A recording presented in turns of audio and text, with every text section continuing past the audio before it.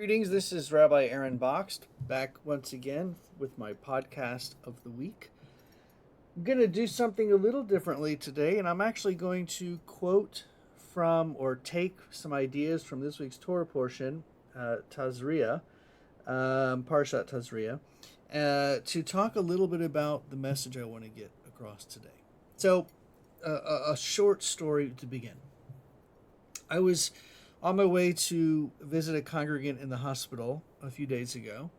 And on my way there was a white car that was in front of me for a while. And the next thing I know, there was a car that was in front of it, a couple of cars ahead, that was getting over into the middle median to turn left into a gas station. And the car that was in front of me, like, turned into their car, and then the other car kept moving forward. So like the car that was in front of me, basically just skimmed up the entire driver's side or passenger side of the car that was in front of it.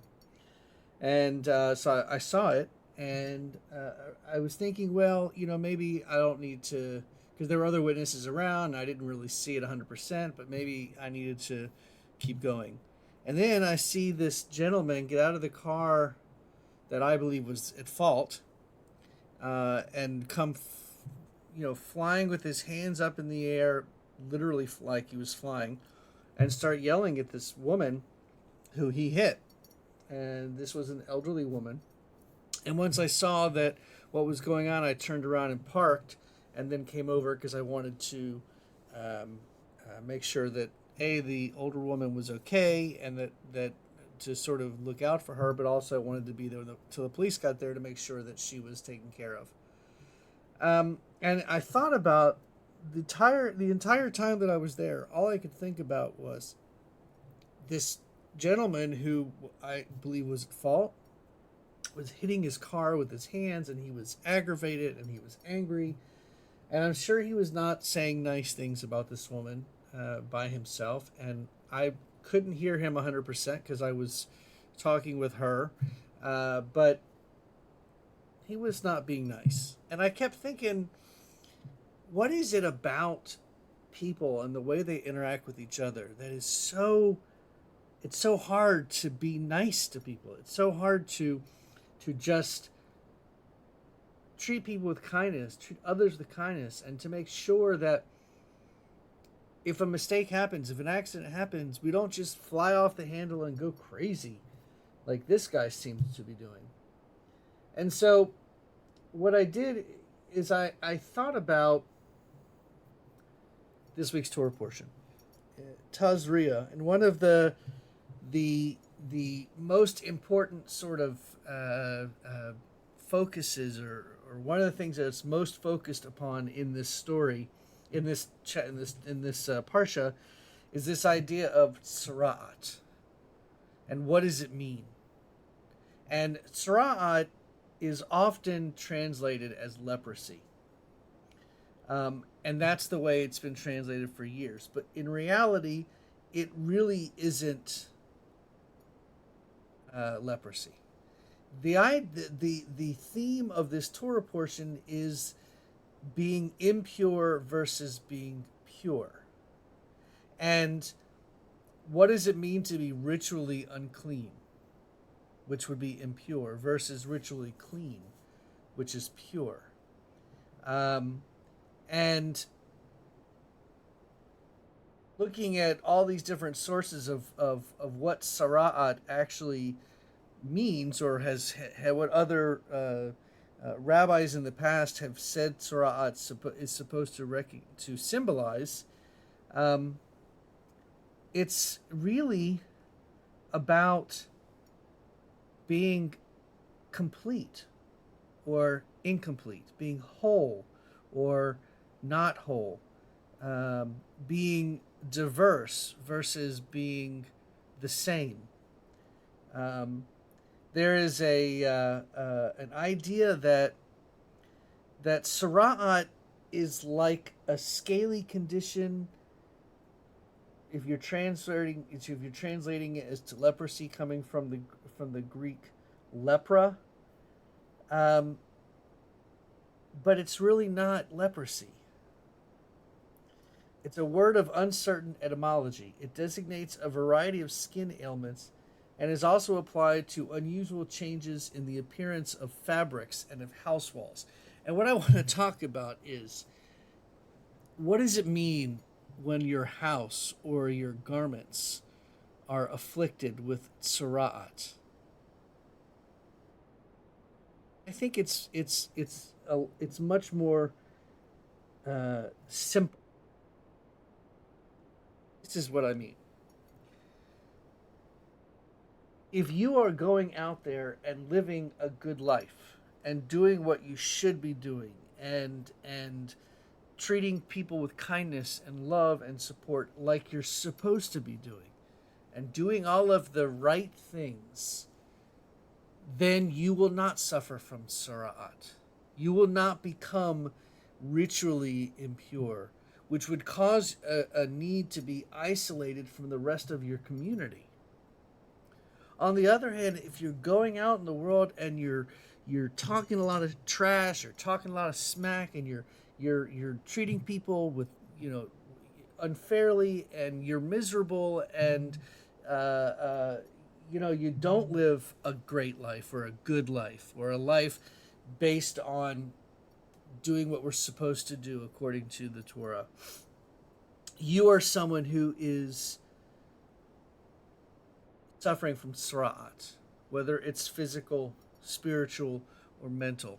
You're not in a quote unquote good place. And therefore, your house where you live may become an unclean, unsafe, ritually impure place, because you are bringing that sense of impurity, this sense of um, affect. You're bringing it to your house, and it can get on your clothes too. I remember when I was a chaplain for a fire department, Wyoming City Fire Department outside of Cincinnati, when I was a student at HUC. And I didn't go to many fires just because I wasn't a fireman, but there were a few that I went to. But I remember one specifically, and it was a really bad situation, bad fire. Um, and I remember when I got back to the firehouse before I went home, and I was pulling off my turnout gear, pulling off my fireman's uniform. Felt like I was peeling off all of this bad stuff, all of this gross, ugly stuff, because my outfit, my clothing, my garments had become impure. Um, and when I went home, I was in a totally different place. I was in a totally different state. How many times have you gone home to your house and take off your clothes, and you're like throwing away the bad things of the day? If you had a hard day at work, or you had an argument with people at your work, or when you get in the shower and you rinse yourself off and you clean yourself and you literally feel different. Well, that's kind of like, in my opinion, the difference between being affected by tzara'at, being impure, and being pure, or no longer affected by tzara'at. And in the biblical text, there is a very important process for how a person becomes pure once they've been impure. And the procedure: someone recognizes that you have a skin discoloration, or you're suffering from tzara'at. You go to the priest, and the priest checks you out. If you are tameh, which is impure, then you're tameh. You perform rituals. You dwell outside the camp for a certain amount of time. If you're not tameh, you're just isolated for a week.